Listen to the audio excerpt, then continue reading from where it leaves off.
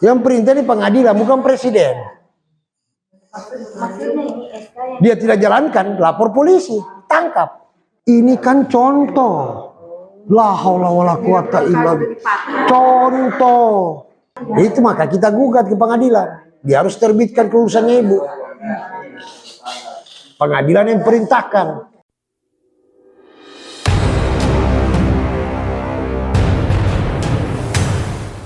Pada teman-teman, teman sejawat LBH Rakyat, advokat rakyat Pak Firman ya, terus Zul sama kawan-kawan media lokal, Mario, podcast OTT, kita berada di kantor Komnas HAM. Jadi hari ini sebenarnya belum terlambat, kita bisa Jumat. Kak bisa ndak dikejar untuk mengisi ini? Mengisi ini tidak sudah semua. Perwakilannya kita saja. Nanti besok Jumat itu perwakilan, tapi usahakan bisa 20 atau 50, 30 begitu ya. Banyak. Banyak itu berarti 10 saja 10 saja. Dalam keterangan kita nanti ke Ombudsman itu nanti menyusul. Karena berkas ini bilang terlalu besar, banyak. Gitu? Begitu dia. Nah, di sini dibedakan. Ke Ombudsman itu kita bicara tentang adanya maladministrasi. Maladministrasi, tadinya saya men-search tentang aturan itu, memang tidak punya bagian ibu tentang regulasi tentang kedudukan honorer. Tapi saya dapat celahnya. Celahnya itu apa? Kenapa tidak diusulkan? Kedua, kalau diusulkan, tentunya ada semacam keputusan dari mereka. Itu pertama kan. Nah jadi ya cara keputusan. Terus terutama penyuluh pertanian dengan guru. Kalau guru statusnya yang sudah lama. Terus kenapa tidak dipertahankan itu? Nah polemik itu membuat kekosongan hukum, membuat mereka ya enak-enak saja. Nah jadi kita ke Ombudsman itu pertama, kita tidak mempersoalkan status hukum kita. Tapi kenapa tidak diusulkan? Nah format itu ada. Saya dapat itu, hebatnya ini. Nah di sini perihal pengaduan dugaan maladministrasi tentang tidak diusulkannya database non ASN. Nah di sini ada formatnya, nanti tinggal diisi. Iya, kenapa tidak diurus? Kata diusulkan itu kenapa tidak diurus? Jadi dia melanggar tentang aturan surat edaran, bukan surat edaran lagi, surat Menpan nomor 81511 2022. Ini yang dia langgar. Tapi Pak, mereka sudah usulkan. Kita tidak mau tahu mana buktinya dia usulkan. Karena saya baca begini Bu, ada namanya itu yang namanya apa itu, foldernya Bapak di BKN.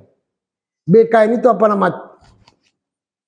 Mereka kata sudah menyurat ke BKN, ke Kemenpan RB. Ambil handphoneku di dalam. Mereka salahkan. Handphoneku di sana.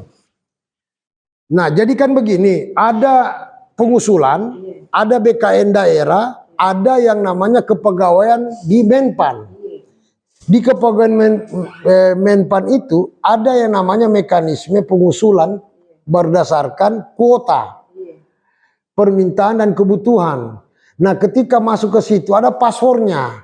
Ada passwordnya apa namanya itu? CS apa itu? Ada. Nah CSSN. CSN itulah yang mereka buat tetapi tidak bisa dipertanggungjawabkan. Itu dia, itu maladministrasinya. Itu bagi honorer yang mau diusulkan yang sesuai dengan kebutuhan. Bagaimana yang sudah lama? Tuh, ingat baik itu kata-kata saya kan supaya jadi laporan di sini nih. Nah, makanya dia langgar itu. Di sini dia bilang kronologisnya, sejak kapan mulai bekerja dan SK-nya karena Menpan ini. Nah, rumusnya CSSN. Nanti kita ingatkan lagi Pak Firmanto, CSSN. Kalau memang dia nanti dipanggil oleh Ombudsman, dia bilang seperti tadi kalimatnya itu kan, Ya, kenapa CSNN itu tidak dikawal dan tidak diberitahu? Itu dia.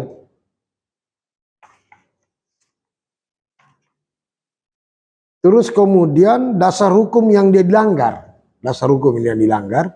Pasal 7 Undang-Undang nomor 37 tentang Ombudsman RI yang punya kewenangan terhadap laporan surat Menpan yang dia langgar tentang pendataan tenaga non-ASN. Kedua, prinsip pelayanan publik. Dia tidak layani betul. Undang-undangnya nomor 25. Bukti-buktinya adalah kita, KTP, fotokopinya, pengangkatan honorer, daftar hadir absensi, terus kemudian bukti komunikasi pernah, screenshot atau lewat surat, dan pendukung lainnya yang penting seperti surat tugas pernah ditugaskan, ada slip gaji dan foto kegiatan. Kalau ada foto kegiatan. Nah, ini yakin saya dia akan kena. Nanti tambahkan Bu Endangnya, tambah semua bahwa CSE itu. Iya Pak. Iya siap. Nah itu. Itu untuk pengangkatan. Kedua ini untuk honorer, gaji.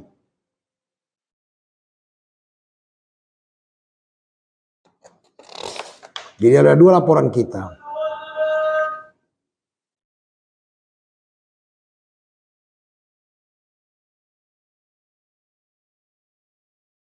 Ombudsman punya kewenangan mempertanyakan soal maladministrasi berupa penundaan berlarut tanpa alasan. Ombudsman punya kewenangan undang-undang pasal 7 itu, nomor 37 tahun 2008. Dia punya kewenangan. Jadi laporan nanti di situ, dasar hukum ini, memperjelaskan pada kronologisnya Ibu tadi.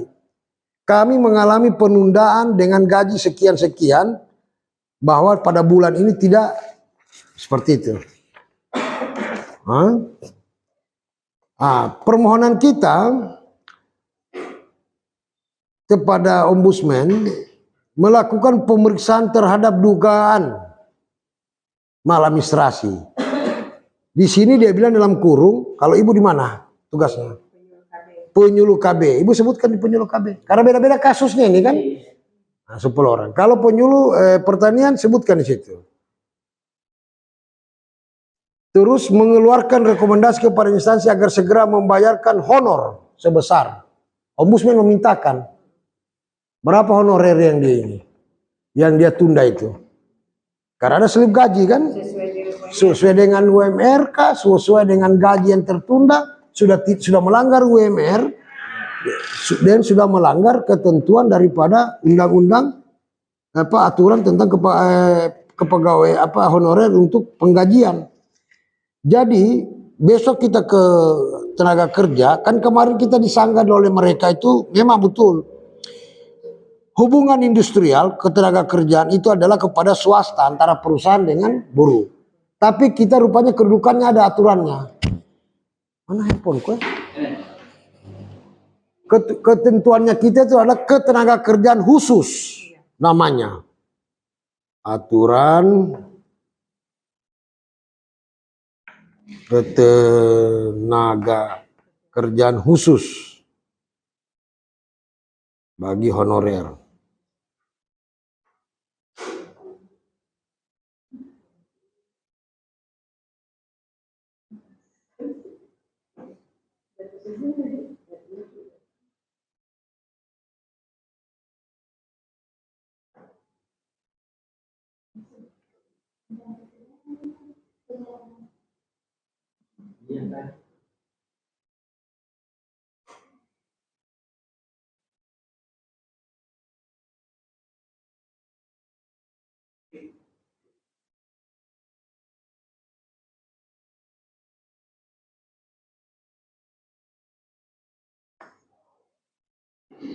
Kenapa dia bilang ketenaga kerjaan khusus? Karena dia tetapkan di SK oleh OPD mengangkat bapak dan ibu. Jadi kalau ada keterlambatan, sebutkan nanti di kronologis. Kalau ada pengurangan, sebutkan dalam kronologis. Misalnya macam itu ibu, dia cuma terima 300.000. Ya bayangkan, selama berapa belas tahun. Selesaikan dulu haknya orang, baru bicara kita status. Nah, kenapa harus haknya dulu? Karena ketika dia ikuti kewajiban tuntutan haknya, maka dia secara legitimasi, secara include, secara pasti dia pasti mengakui solusinya bahwa itu harus statusnya diakui. PP 49 2018 sama pasal 27. Dia harus ikut BPJS. Dia harus yang namanya ikut aturan tentang ketenaga kerjaan yang sesuai dengan kebutuhan APBD-nya Bapak, Ibu. Kalau ada sengketanya kan dia bilang hanya dua Pak Firman. Ke Ombudsman yang sekarang kita bahas dengan ke P2N. P2N dia. Kalau di Perdata tidak masuk dia PMH. Karena apalagi PHI tidak masuk dia. Dia ke P2N. Dia bilang intinya honorer itu kerja berdasarkan kontrak SK. Kuat lemahnya hakmu tergantung isi SK itu. Jadi ibu kuat itu karena ada SK. Makanya dia bilang SK itu penting dan jangan hilang, harus disimpan, dipakai, pegang baik-baik. Itu kalau kita menggugat ke pengadilan. Nah, di Perdata ada 3 PMH itu kan. Ibu lengkap kemarin kan sudah slip gaji lagi kan. Nah itu. Saya jelaskan ini untuk kebutuhan mengisi ini. Karena ekologisnya beda-beda OPD-nya kan. Bapak di Penyuluh Pertanian, ibu di KB. Nah, bisa enggak 10 orang pulang sebentar, hari Jumat itu rampung, jam-jam 1 lah kita ke Ombudsman. Habis sholat Jumat toh? Nanti baku japri. Iya, karena saya baku atur yang ketuanya saya punya adik angkatan di Fakultas Hukum Untar. Nah silakan. Begini Pak, bagaimana dengan kami yang pertanian sudah tidak diperpanjang kontraknya? Ini tidak bicara perpanjang, rumusnya kita membuat ada terjadi maladministrasi. Maladministrasi bahwa ibu itu pernah dieskakan tahun lalu, 2 tahun lalu, 3 tahun lalu. Itu dia, kita tidak masuk di sini. Bukan yang 2026 ini? 2026 itu target kita. Oh iya. Maka kita ambil SK yang 2000 berapa? Kita sepakat kemarin. Nah, 2023 kalau. Spoon Pak, kalau spoon 3 tahun. Ya, 3 tahun berjalan. Itu harus lengkap SK-nya dengan kronologisnya. Kenapa target kita 2026? Kenapa 2026? Karena 2027 Januari ibu sudah tidak ada. Itu dia. Jadi kita tidak bicara P3 apa P tahap apa tidak ada lagi. Tidak ada lagi karena kita bicara dari berangkat honorer. Kalau yang ada di Ombudsman maladministrasi, kalau yang di Dinas Nakir adalah ketenaga kerjaan khusus. Gitu dia. Saya mau lihat besok Ibu Endang dengan Ibu dengan Bapak sudah ada contoh. Baru kita umumkan di grup. Contoh untuk pengisian ini. Jadi kan kronologisnya beda-beda. Ya di anu dulu, ditulis saya dulu, baru Ibu tulis di WA. Nah, tulis di. Ya, ditulis kertas kosong dulu. Siapa suruh jadi ASN? Apa jadi pegawai? Nah. Fotokopi saja itu baru isi dulu, gitu. Nah. Kita dulu contoh. Nah. Yang guru, penyuluh, kesehatan itu yang utama. Berarti ini berdasarkan instansi satu orang yang mewakili. Iya. Nanti kita jelaskan dalam berita acara pelaporan. Misalnya penyuluh mewakili 200 orang. Nah, kalau dibutuhkan kita bahas fisiknya. Itu dia. Kalau kami Pak yang ngurusi semua. Ini bukan soal lulus, Bu.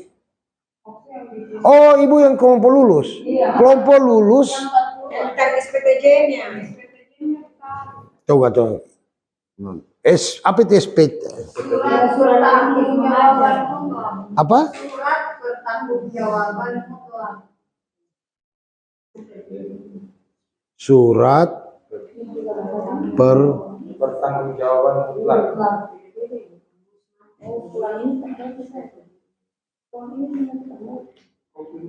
Ibu apa honorer tadi? P3K. Yang lulus. Yang lulus ujian.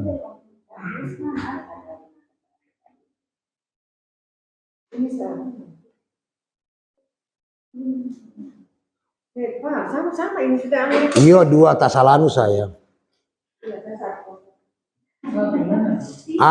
Ini harus kita kalau bisa saya diskusi nanti dengan Pak Firman, dengan Ibu. Nanti hari Jumat kita terpisah rapat sendiri. Ibu langsung buat surat kuasa. Kita gugat ke PTN. Dia langgar banyak sekali, Bu. Ibu sudah lulus banyak sekali dia langgar ini. Peraturan BKN nomor 14 tentang petunjuk teknis pengadaan P3K. Tiap tahun rekrutmen, contoh surat edarannya, perka tentang petunjuk teknis dengan Berarti kalau banyak begitu dia sudah kirim habis. PMA dan PTN. Oh iya. Mereka itu Yang mereka itu yang lulus. Karena alasannya baru ditahu. Gitu. 90 hari tidak berlaku. hari Jumat lah. Di mana lagi bagus gue nanti? Di Pantai di mana nih? Di sini saja. Di sini saja. Iya. Di sini saja.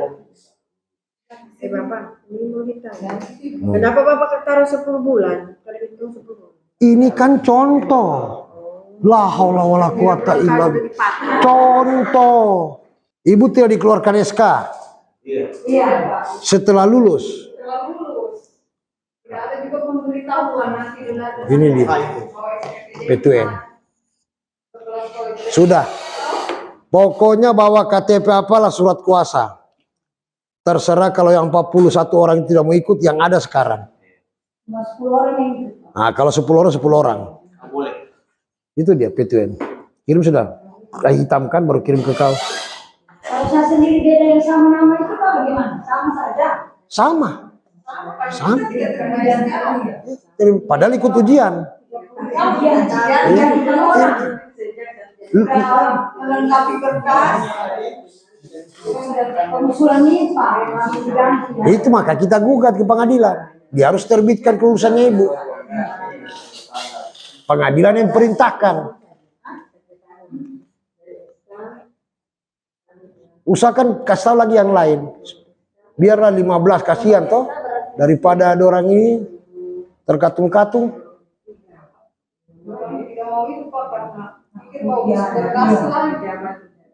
Tidak ada, ini mau bilang kau buka ke pengadilan, nanti pengadilan yang perintahkan. Yang cuma butuh adalah surat ujian dulu. Nah, yang lain-lain itu. Keterangan lulus. Itu saja. Putus kau. Orang sudah lulus kenapa kau tidak kasih masuk? Hah? Yang perintah di pengadilan bukan presiden. Dia tidak jalankan, lapor polisi, tangkap. Tetap juga ibu lolos. Untuk ibu punya hak. Sudah. Tiada lagi pertanyaan? Pak Firman silakan mau disampaikan. Jadi kita ada dua. Ibu Endang, kita ada dua. Hari Jumat itu sudah rampung berkas untuk honorer ke Ombudsman. Terus kemudian ke tenaga kerja untuk merapikan lagi berkas kita. Untuk disortir. Terus yang kedua adalah yang lulus. Yang lulus berapa orang datang? Karena kita mau buat kuasa. Oke? Tidak takabur saya, Bu. Hakul yakin saya. Ibu punya hak kembali itu. Pendapat saya.